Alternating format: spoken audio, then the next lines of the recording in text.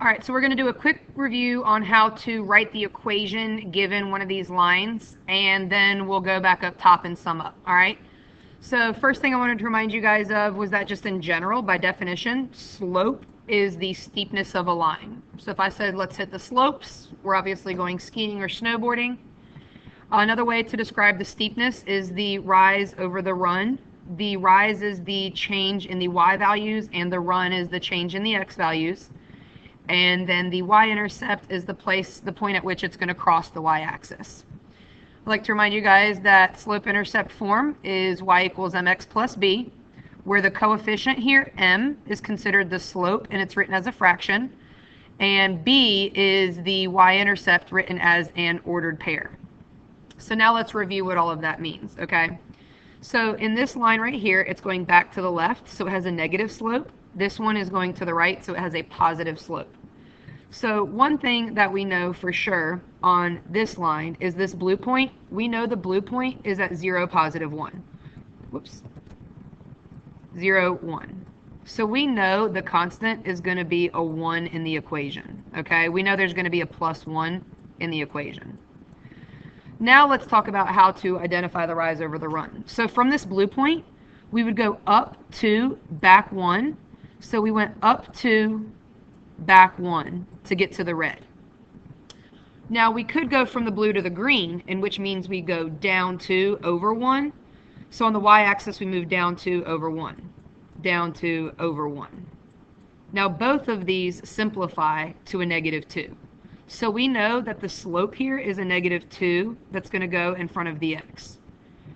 Now the other thing I wanted to point out is that in the equation, this x and y, that's just an input-output ordered pair that's going to be on the line. So the equation for this line is going to be negative 2x plus 1. We got the plus 1 because of where it started and crossed the y-axis. And then we got the negative 2 by just counting up 2, back 1, or down 2 over 1. Now, let's say you're going, there's another thing I want to address here. Let's say you go from this yellow point to the red point. From yellow to red, we'd have to go up 1, 2, 3, 4, 5, 6. So we went up 6. And then we'd have to go back 1, 2, 3. Back 3. Y'all, what is 6 divided by negative 3? 6 divided by negative 3 is still a negative 2 for the slope. Let's pick another 2 points. What if I wanted to go from green to red? Okay, so from green to red, I'm going up 1, 2, 3, 4, then back 2. And what is up 4, back 2 reduced to? Negative 2. So it doesn't matter which 2 points you pick when you're counting the rise over the run, you're going to get the same answer every time. And of course, because this line is going backwards, we're expecting a negative slope. Cool. Now let's move on to the next one. So we have a positive slope, so we're expecting a positive coefficient. And the starting point, the y-intercept, is down here at 0, negative 1, 2, 3, 4. So the ordered pair here is 0, negative 4. And that means we know that the constant is going to be a negative 4. Cool. Now if I want to know the slope, if we want to know the rise over the run, let's go from yellow to green. All right, so from yellow to green, we'd have to go up 1, 2, 3, and then over 2. Up 3, over 2. Positive, positive. Now we could have gone from the yellow to the blue. Yellow to blue would be up 1, 2, 3, 4, 5, 6, over 1, 2, 3, 4. And 6/4 reduces to the 3/2. Let's check to see if I went from blue down to yellow, okay? So I'd go down 1, 2, 3, 4, 5, 6, so down 6, and then back 1, 2, 3, 4. And going down 6, back 4, that reduces a negative negative, is still going to be a positive 3/2 for the slope. So for this one, we get a 3/2 as our coefficient of x, and x and y would be an input-output ordered pair.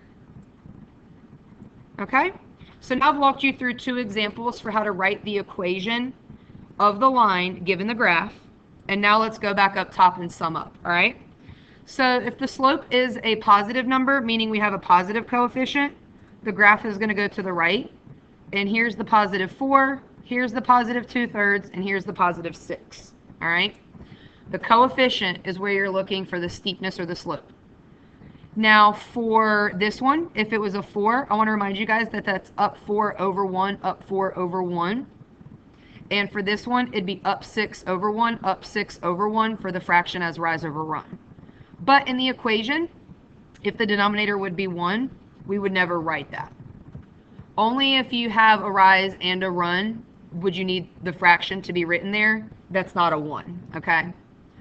All right, now for the next set of examples, we have a negative slope, and now you're going to see that what they all have in common is they have negative coefficients, okay? So the constant is going to be where it crosses the y-axis. That's going to be an ordered pair. And then these coefficients are what you look at for the rise over the run. Now, if we have a flat line, that means there is no slope. So no slope mathematically is 0. And I want to remind you guys that the equation would start by saying, okay, so you have no slope. And then let's say I'm graphing the +3 one. So if this was an xy coordinate plane, and I wanted to graph y equals 3, it would start at 1, 2, 3, right here. And then it would be a flat line because it has no steepness. As a fraction, 0 over 1 means don't rise, just run. So I'm not going to rise, I'm just going to run. I'm not going to rise, I'm just going to run. I could go back 1 and it's still a 0. I'm not going to rise, I'm going to go back 1. I'm not going to rise, I'm going to go back 1. So 0 times x just cancels out and it goes away. And that's why we're left with y equals the +3. So if it's y equals just a number, it's a flat line. And lastly here, if it is, let me just get my highlighter out, a vertical line straight up and down, that's going to be an undefined slope where it's actually the only equation set to x equals. And so like if I wanted to graph x equals 5, it'd be over here at 1, 2, 3, 4, 5, and it'd be a straight up and down line at x equals 5. If I wanted to graph x equals -8, I'd be back here at the -8, and it'd be an up-down line at -8. Another thing to review here is that in order for the graph to pass through the origin, the constant has to be 0. So notice here, I don't have anything in the constant spot in all of these equations. This would have a positive slope through the origin, this would have a positive slope through the origin, and this one would have a negative slope through the origin. All right? So that is the end of this video for how to graph these, or how to write these equations from the graph. Thank you.